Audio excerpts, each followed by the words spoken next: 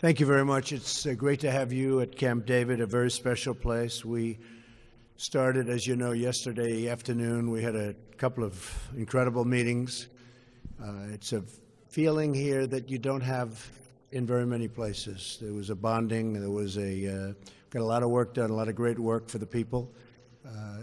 Security discussed, infrastructure discussed, military and all types of military situations and applications discussed. General Mattis is here, General Kelly. A lot of good military input, very important. Discussed funding for the military, which is so important. We also obviously went into budget, so we went into DACA and how we're going to do, and we hope that we're going to be able to work out an arrangement with the Democrats. I think it's something that they'd like to see happen. It's something certainly that I'd like to see happen. So we are very well prepared for the coming year. We finished very strong.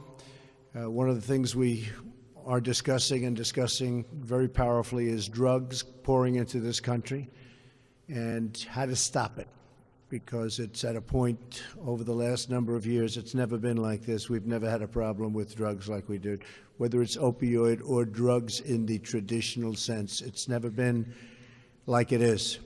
And we are going to do everything we can. It's a very difficult situation, difficult for many countries, not so difficult for some, believe it or not. They take it very seriously, and they're very harsh, and those are the ones that have much less difficulty. But we are going to be working on that very, very hard this year, and I think we're going to make a big dent into the drug problem. With that, I think what I'll do is ask Majority Leader Mitch McConnell to say a few words, and I'll have Paul Ryan, and we'll perhaps you'll have some questions for some of the folks. We have a great group of talent, and I will tell you the meetings, again, were really perhaps transformative in certain ways. We're doing things, and we have things planned for next year. One of the things Mitch said, and he said it very well, was it's going to be tough to beat the year we just left, because what we had last year was something very special, especially to cap it off with the tremendous tax cuts and tax reform. And don't forget Anwar, and don't forget the fact that the individual mandate, such a horrible thing for so many people, was terminated. So it's very, very tough. But I'd like to ask Mitch, come up, say a few words, please. Well, thank you very much, Mr. President. As you suggest, last year would be a tough year to top. If you are like those of us here at the podium, you'd like to see America be a right-of-center country. From a right-of-center point of view, 2017 was the most consequential year in the many years that I've been here in Congress. The President's spectacular nominee for the Supreme Court, 12 circuit judges, the most in the first year of any president since the circuit court system was set up in 1891, not to mention deregulation, and then topping it off with the most consequential boost to our economy through this tax reform bill was an astonishing year. But it's time to look forward. And Mr. President, I want to thank you for inviting us all up. We had a great planning session for 2018. We hope that 2018 will be a year of more bipartisan cooperation. The President's agenda, much of which he just referred to, are things that we believe there'll be a significant number of Democrats interested in helping us accomplish. And so, Mr. President, thanks for the opportunity to be here. We're excited about the new year and ready to get to work. Thank you. Mr. President, I want to thank you for inviting us here to Camp David. I'm particularly pleased with the fact that we had an extremely productive conversation with the President and his team yesterday about how we go forward in 2018. We have big things to do for the American people. We're excited about getting to work on that. And as both the President and the leader said, we had historic achievements in 2017 that we want to build on, historic achievements that we believe will get our economy growing much faster. And what we want to work on in 2018 is making sure that everyone enjoys the economic growth that's to come. We have people who are sidelined in society that need to get out of poverty and into the workforce. So we want to focus on making sure that we can close that skills gap, that opportunity gap, so that everyone can get the kind of life and the career that they can get in this country, that tap their potential. We've got issues such as infrastructure that we want to attend to. We want to make sure that Secretary Mattis and our military have the tools and the resources that they need to keep us safe. So we have a very bold agenda for 2018. We think this agenda is one that will appeal to everyone in between Democrats and Republicans, independents. And so we're excited about the progress that's already been made, and we're very excited about what we have in store for us for 2018. Thank you. Thank you, Paul. Mike? Thank you, Mr. President. 2017 was a year of extraordinary accomplishment.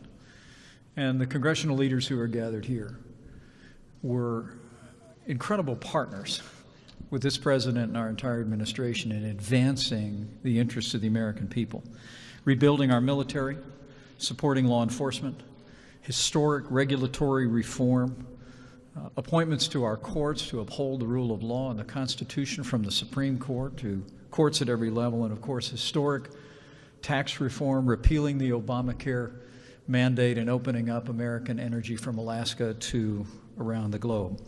The President's policies have been achieving extraordinary results. Nearly 2 million new jobs created, unemployment at a 17-year low.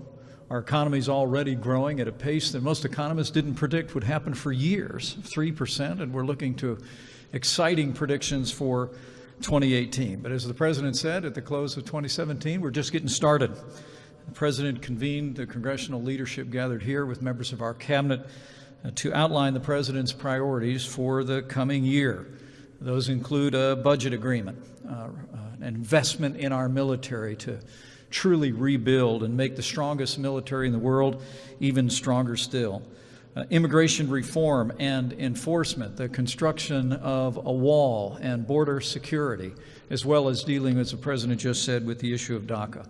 We truly do believe that there are opportunities after our discussions this weekend for bipartisan work on a broad range of issues, from infrastructure to workforce to vocational education. And I can say I'm even more confident after this weekend's discussions that with the President's leadership and with the strong leadership in the Congress, we're going to keep delivering for the American people in 2018, and we're going to create a stronger and more prosperous America. Thank you very much, Mike. Any questions for the group? Yes. Mr. President, I didn't hear any mention here of welfare reform. Is that something that is still on the agenda for 2018? We are looking at it. We're looking at aspects of it. It's a subject that's very dear to our heart. We'll try and do something in a bipartisan way. Otherwise, we'll be holding it for a little bit later. But we'll be looking to do that very much in a bipartisan way. We can. Yes. Mr. President, you were talking about the policy issues that you all were focusing on the last few days here at Camp David, but this morning you were tweeting about your mental state. Why did you feel the need to tweet about that this morning? Well, only because I went to the best colleges, or college. I went to I had a situation where I was a very excellent student, came out, made billions and billions of dollars, became one of the top business people, went to television, and for 10 years was a tremendous success, as you probably have heard. Ran for president one time and won.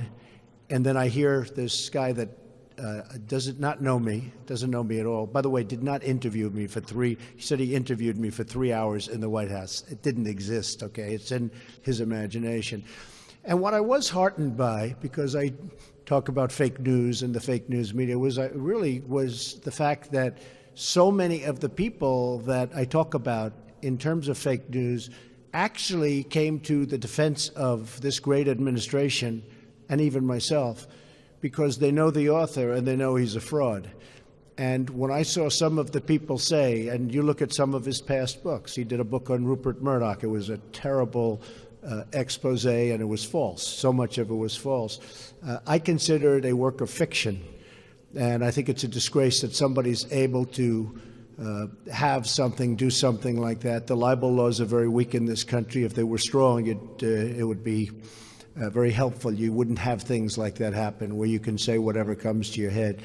But just so you know, I never interviewed with him in the White House at all. He was never in the Oval Office. We didn't have an interview. And I did a quick interview with him a long time ago having to do with an article. But I don't know this man. I guess Sloppy Steve brought him into the White House quite a bit, and it was one of those things. That's why Sloppy Steve is now looking for a job. Okay, who else do you have? Yes. Well, Mr. President, the meetings now between South Korea and North Korea, the discussions. Hope it works out. I was going to ask, are you comfortable that this will remain just about the Olympics? Are you? Well, I think so. I spoke with the president, as you know, with President Moon of South Korea. He thanked me very much for my tough stance. And, for 25 years, they haven't been using a tough stance. They've been giving everything. When you look at what Bill Clinton did, and you've seen the famous clip where Bill Clinton wants to give him everything, and where I said years ago with Russert on Meet the Press, many years ago, I talked, I don't think anything's changed. You have to have a certain attitude, and you have to be prepared to do certain things, and I'm totally prepared to do that.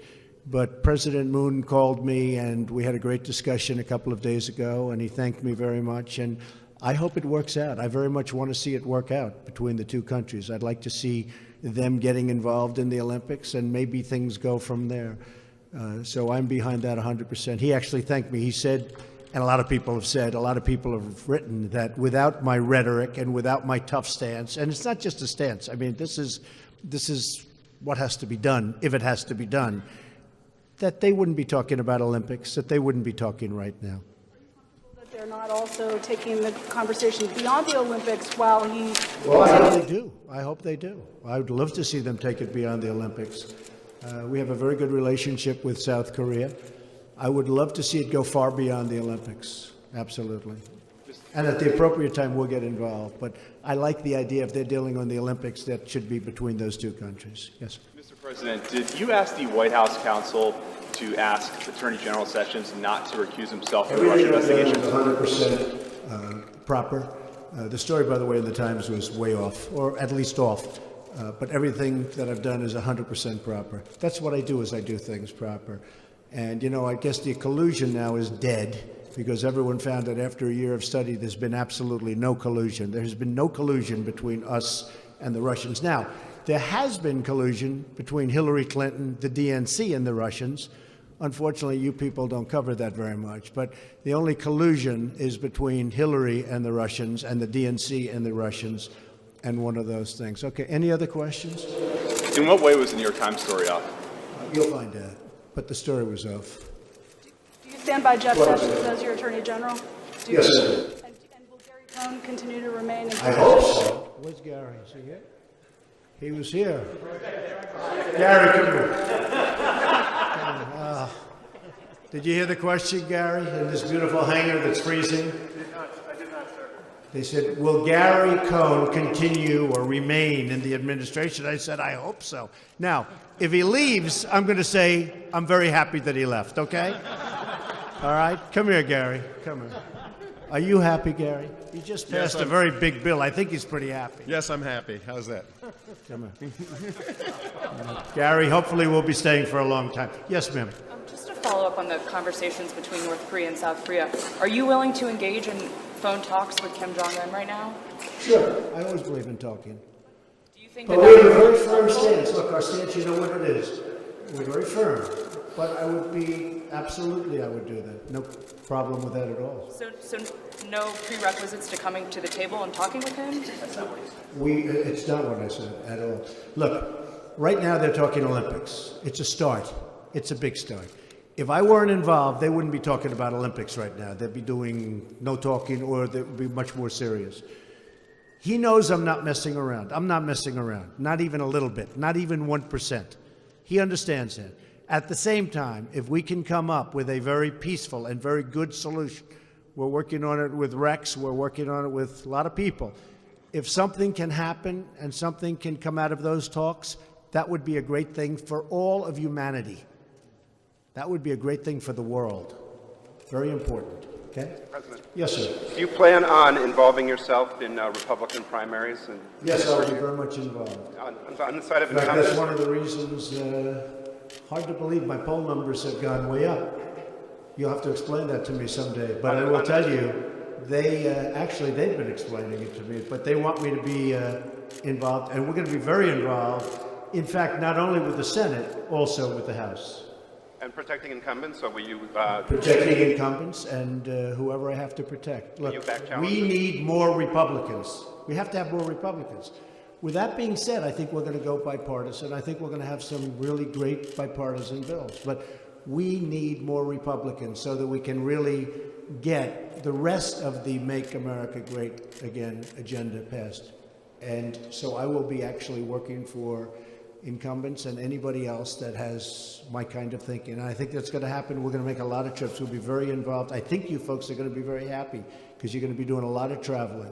So that includes some challengers to incumbents, too? I don't see that happening. I don't see that happening at this moment. No, I think they've sort of scattered. We had somebody that lost us, the state of Alabama, and I think, as far as I'm concerned, that was a shame that was lost. It should never have been lost. And look, with it all being said, we have the right policy, we have the right everything. You still need a good candidate. If you don't have the good candidate, you're just not going to win. So we should have never lost Alabama. It shouldn't have happened. Okay, any other questions? Yes, ma'am. Mr. President, can you lay out, I know that you guys released a very long list of requirements, things that you wanted to see on immigration tied to a DACA fix. But can you explain to us right now? Well, I can just say some of the what basics. exactly- I can say some of the basics. We want the wall. The wall's going to happen or we're not going to have DACA. We want to get rid of chain migration. Very important. And we want to get rid of the lottery system. In addition to that, we want some money for funding. We need some additional border security. These are great people, and we need some border security. We need ICE. But we want to make sure that in terms of what we want, and we want DACA to happen. Everybody, I think I can speak for everybody. We want John Cornyn from Texas. We all want DACA to happen. But we also want great security for our country. So important. We want to stop the drugs from flowing in. Very important. So we have to get rid of the visa lottery. You know, the lottery is a disaster. They give you people, in fact, as you know, the person on the West Side Highway that killed 8 people and so badly injured, legs and arms, so badly injured many more, that he came in through the lottery system. And remember this, the lottery is just common sense. They're not sending us their finest, okay? When somebody gets picked in the lottery, we're not getting the best people. So we have to get rid of the lottery system. We have to get rid of chain migration. We have to have the wall. Do you want the lottery and the chain migration aspects in that same piece of legislation? I think it should be in the same legislation, yes. And I think, frankly, the Democrats feel strongly about it, too. I mean, Chuck Schumer is New York. He saw somebody that came in through the lottery system. He saw this man kill 8 people on the West Side Highway that he knows very well and he loves, like I do. I think he's okay with it. I really think we'll have a lot of Democrat support. I hope so. Okay?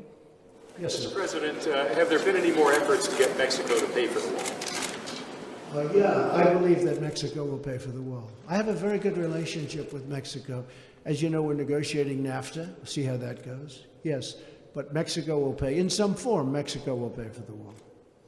I got time for one more question. One more question. Mr. President, if Robert Mueller asks you to come and speak with his committee personally, are you committed still to doing that? Do you believe that's appropriate? Just so you understand. Just so you understand.